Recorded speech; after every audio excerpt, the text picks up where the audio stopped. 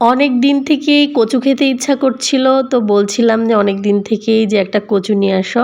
বলতে বলতে সেদিন নিয়ে আসলো কচুটা। তো আনার পরে আমি কচুটাকে ভাবলাম প্রথমে একদিন আমি কচু বাটাই করি।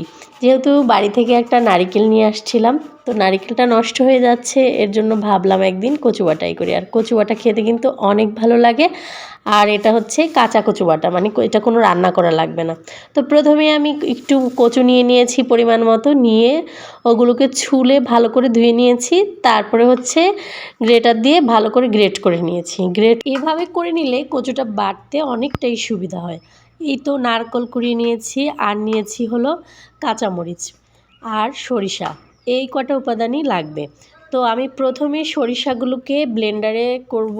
আমি তো ব্লেন্ডারে বাটবো, তাই ব্লেন্ডারে প্রথমে সরিষাগুলোকে একটু পাউডার করে নেব। না হলে সরিষাগুলো একসঙ্গে দিলে একদমই মিহি পেস্ট হয় না, দানা দানা থেকে যায়। এর জন্য সবসময় সরিষা আমি একটু শুকনো বাটিতে ঘুরিয়ে নিই। তাতে কি হয়, সরিষাটা একদম সুন্দর করে গুঁড়ো হয়ে যায়, এবং পরে একটু জল দিয়ে বা এমনিতে অন্য কিছুর সঙ্গে দিলে সুন্দর পেস্ট হয়ে যায়। তো এরপরে আমি একে একে কচুগুলো, তারপরে নারিকেলগুলো দিয়ে দেব। প্রথমে দিয়ে একটু ঘুরিয়ে আবার পরেরগুলোও দিয়ে দিলাম। দিয়ে এই তো আমারটা একদম মিহি পেস্ট হয়ে গেছে, মানে বাটা হয়ে গেছে। এবার দিয়ে দিয়েছি পরিমাণ মতো লবণ দিয়ে ভালো করে একটু মিশিয়ে নেব। লবণ দিয়ে মিশিয়ে নিয়ে এবার দিয়ে দিব সরিষার তেল। লবণ আর সরিষার তেল দিয়ে আবার একটু সময় নিয়ে এগুলোকে মিক্সড করে নেব। রেডি হয়ে গেল আমার কচু বাটা।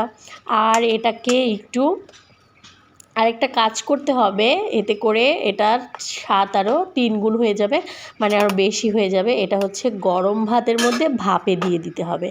গরম ভাত হয়ে যাওয়ার পরে তার মধ্যে কচুটাকে এভাবে বাটিতে করে দিয়ে একটু ভাপে রেখে দিতে হবে। তারপর গরম ভাত দিয়ে খেয়ে নিতে হবে। খেতে কিন্তু অসাধারণ হয়, একদিন ট্রাই করে